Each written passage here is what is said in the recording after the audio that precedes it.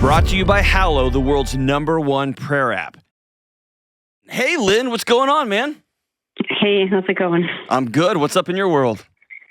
Quite a bit, actually. Man.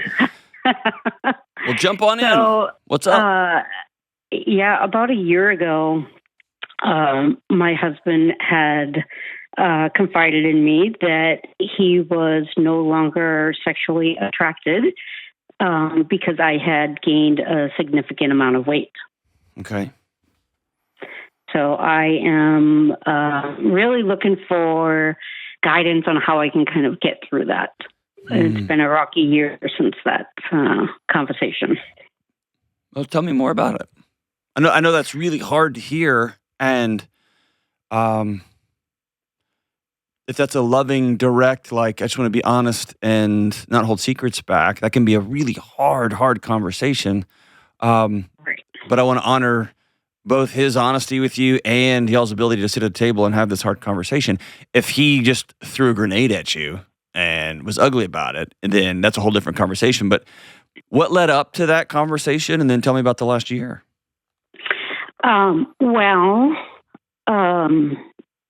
I had been suffering with some depression, anxiety, so I sought out some help and was put on antidepressants. Oh, yikes. And that had started the weight gain. So before then, I'd typically been pretty good shape, very active and whatnot. But we both kind of noticed, like, hey, the weight gain is like coming on a little bit quicker, and as active as I am, I can't get it off.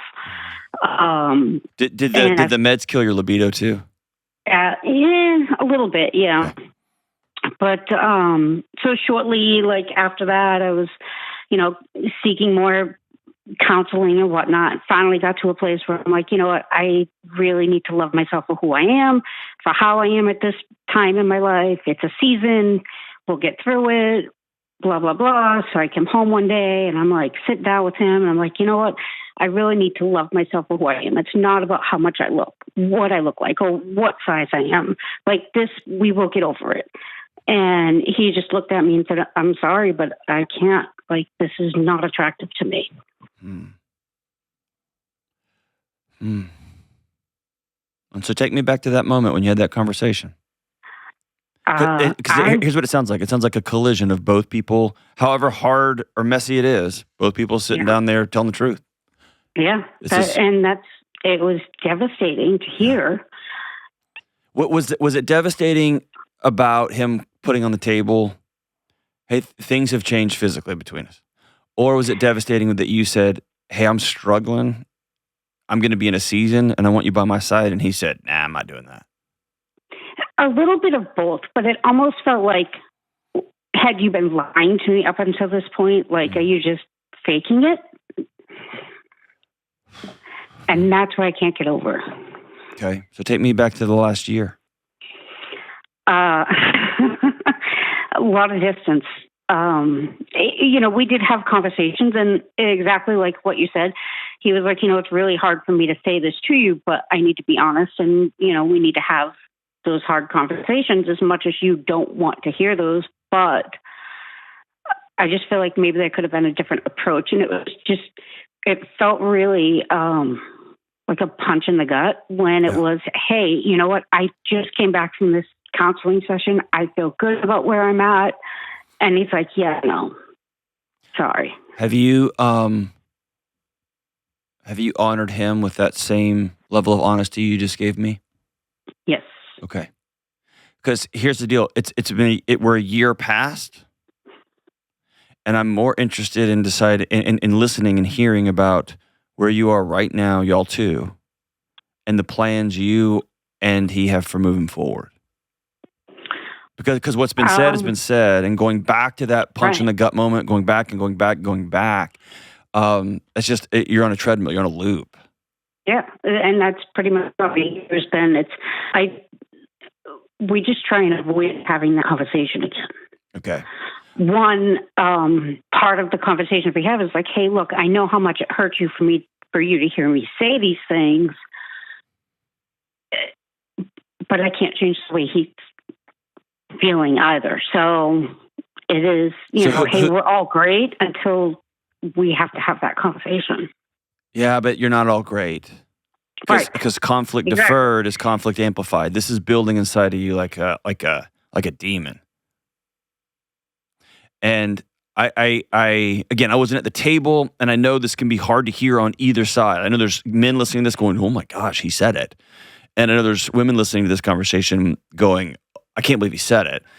And it's not just men and women in this conversation, because I've taken equally amount, if not more, of the roles being reversed here, right? The challenge here is somebody has to break the dance. Right. Because he's got a demon growing in him, which is, I tried to tell the truth. I was trying to be encouraging. And I promise you, his focus on you've gained weight, so I'm not sexually attracted to you, is bigger than a number on a scale. I promise you. I'd be willing to bet money he feels like he's lost his wife, and he is looking in his toolkit on how to reconnect with her. And most men, most of the time, only have one path towards connection, and that's sex.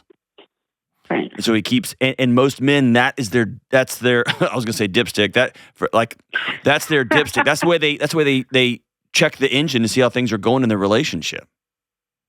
And so he keeps opening his toolkit, and there's just that one hammer in there. That's it. And so I promise you, it's more than the numbers on a scale. But at the same time, and so he's like sitting there going, I'm trying to be honest. I'm trying to tell you I miss you. I don't know where you've been. I don't know what's up. And then and then you're on the other side of this thing. Right. See what I'm saying? And so somebody, and you've heard me say this is exactly what I mean. Somebody has to turn the lights on and turn the music off, because y'all are pretending that everything's okay. And underneath this, you are wounded by what he said. You're heartbroken that he wasn't ride or die with you when you needed him the most. And he is desperately missing his wife. Or maybe he's just a terrible person, but I'm trying to give him the benefit of the doubt here. What do you think? You think he's a scumbag? Is he a bad dude? We've been married for 25 years. You tell me. You know him way more than I do. Yeah. No, he's a great guy, but like I said, this is I just can't seem to pass it. Okay. So what's your next move? I don't know.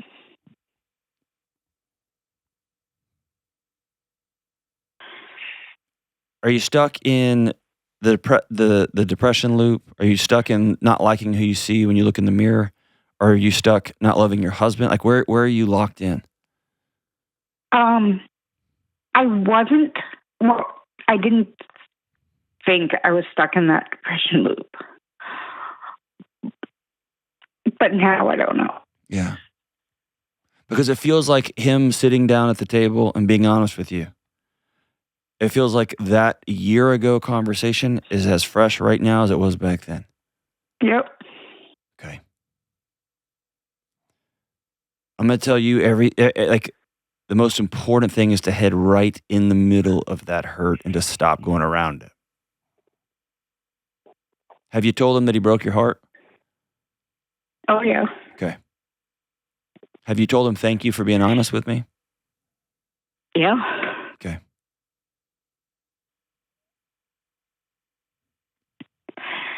There isn't or wasn't much that we would not say to it. We're very honest with each other, regardless of how hard that truth is. Okay. I just never expected to feel what I did hearing it. Okay. And feelings, we talk about this often here, like feelings are, they're information, they're data.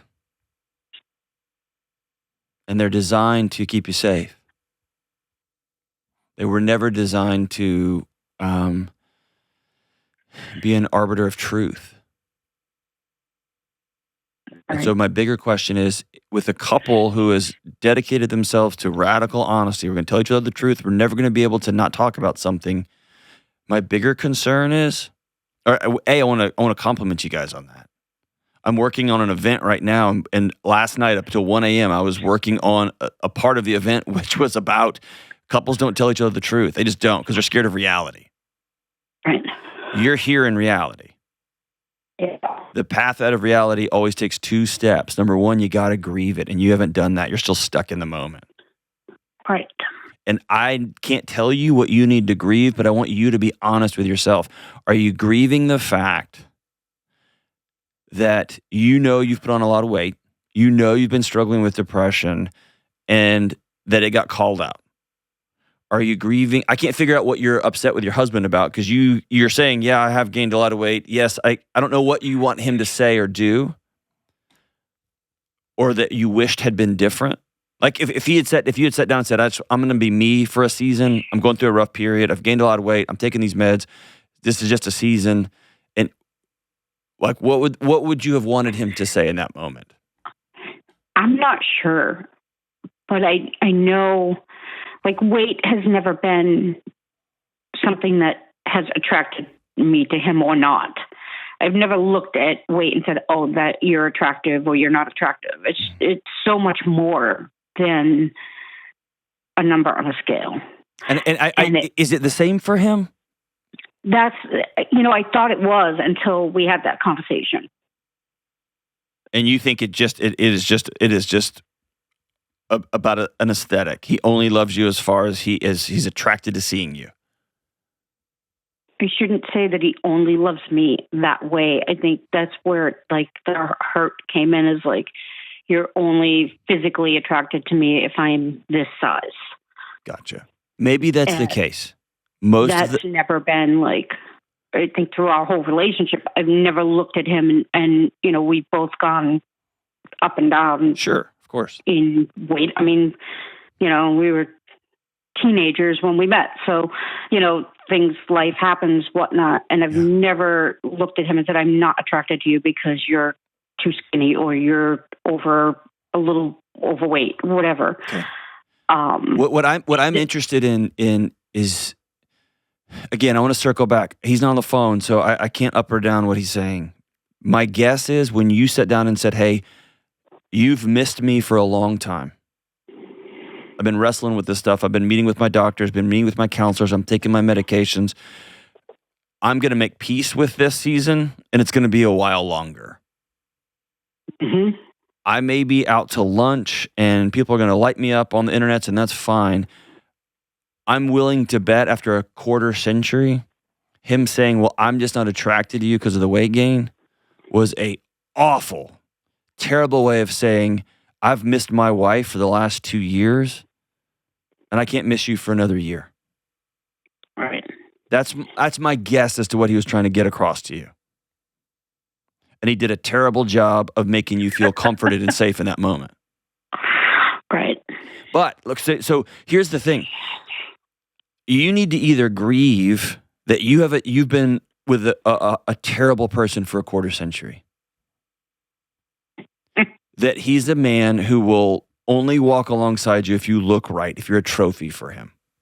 Right. And if that's the case, I hate that for you. I hate that for you because you're worth more than that. Or what I hear you saying, and maybe, again, I could be out to lunch here. What you need to grieve is that bonehead said the stupidest, worst way of saying I love you and I miss my wife and I don't know what to do. And he just did a terrible job of telling you that. Yeah. One of those I'm going to grieve, and I've got some hard conversations to have with me and my counselor and some girlfriends that I trust and a local minister if I go to church. Like, I got to have some hard conversations about the trajectory of my marriage. Yeah. The other is I need to sit down and say, next time I come to you in pain, if you bring up my pant size, I'm going to bop you upside, like, right? It's about grieving what was. And then now I'm going to set that brick down because I know I got a guy who loves me. He just always says the dumb, wrong thing. Right. And then I'm going to be about healing. Yeah. But you have to, like, you're sitting in the reality. He said it, you felt it, but it's been a year and it's trapped you. And either way, I want you to decide to set down what he said.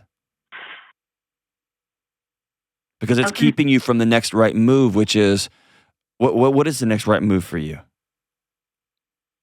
Have you talked to your doctor about weight gain? Have you talked to your doctor about, hey, we've been on these same meds for 2 or 3 or 4 years and they're not working anymore? I keep having to up my dose. Are you exercising? Are you sleeping okay? Like, talk to me about those things that actually change your physiology. I mean, that's the thing. It's, we've kind of leveled out on the weight gain. Okay. Which is great. I mean, I work out every day. Awesome. I eat healthy. We're very active. So it's frustrating to see that, there's effort and not result. Yeah. And maybe that's what you're grieving too. Yes, he said something stupid. I want to, but you're frustrated. Mm-hmm. You're frustrated. Have you talked to your doctor about that? Yeah. Okay. And they just say, sorry, shake it off? No, I mean, we're working on a plan, but it's just right now I still need to be on that medication. Okay. Well, I'm proud of you for staying on it during the season. Good for you. And is your husband avoiding you? No. Okay. Do you still catch him side-eyeing you and being all oogly? Not so much. Okay. I think y'all are worth sitting down and having that rebuild conversation. Right. Like, you said this thing during a moment of weakness and it hurt me. I've told you that. I'm not going to keep beating you up over it. But I've also chosen to hang on to it for a year. I'm not carrying that anymore. I'm working too hard. Yeah. Do you miss sleeping with him? I do. Okay. Have you told him that? I have, yeah. Okay. And he just looks at you and goes, I don't care. Not in so many words, but yeah. Okay. Then y'all need to go sit down with a marriage counselor and have that conversation because there's something deeper going on there. Every single couple on the planet fluctuates up and down. Right. Every single couple on the planet has, for better or worse, sickness and health. That's life. That's marriage. Yeah. And it's been my experience, and I know the YouTube comments are going to blow it up. It's been my experience that it's not the norm for somebody to have a caliper on the person they love. Yeah. Right? Right. And usually weight gain just suddenly over time has other things attached to it. And I know that when I'm 10 pounds up right now than what I would like to be walking around. I know that I struggle with confidence. I spend more time ducking. I spend more time shutting the door real fast. I spend more time with a shirt on, right? So I end up doing these little bitty, what I would call micro behaviors to hide myself that has a downstream impact on how I'm seen. You get what I'm saying? Mm-hmm. It's the rare person that just says, you went to 6% body fat, I'm out. It's just a rare person. It almost always is a context. And I want you and him, and it sounds like y'all have had that conversation.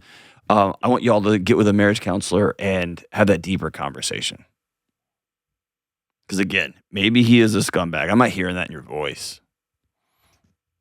I'm hearing that you're tired and you're frustrated. And man, he said some stupid things. And he doesn't know how to show up. And let's get to the bottom of that one. And if he wants to call me, dude, I'd love to talk to him. But there's something underneath what's going on. And I think y'all have exhausted your ability to have that conversation together. I want y'all to go sit with a marriage counselor and have that conversation. I am proud of you, Lynn, for staying in the fight. Stay on the plan with your doctor. Stay on the plan, stay on the plan, stay on the plan. Download the Hallow app today and get 3 free months at hallow.com/Delony.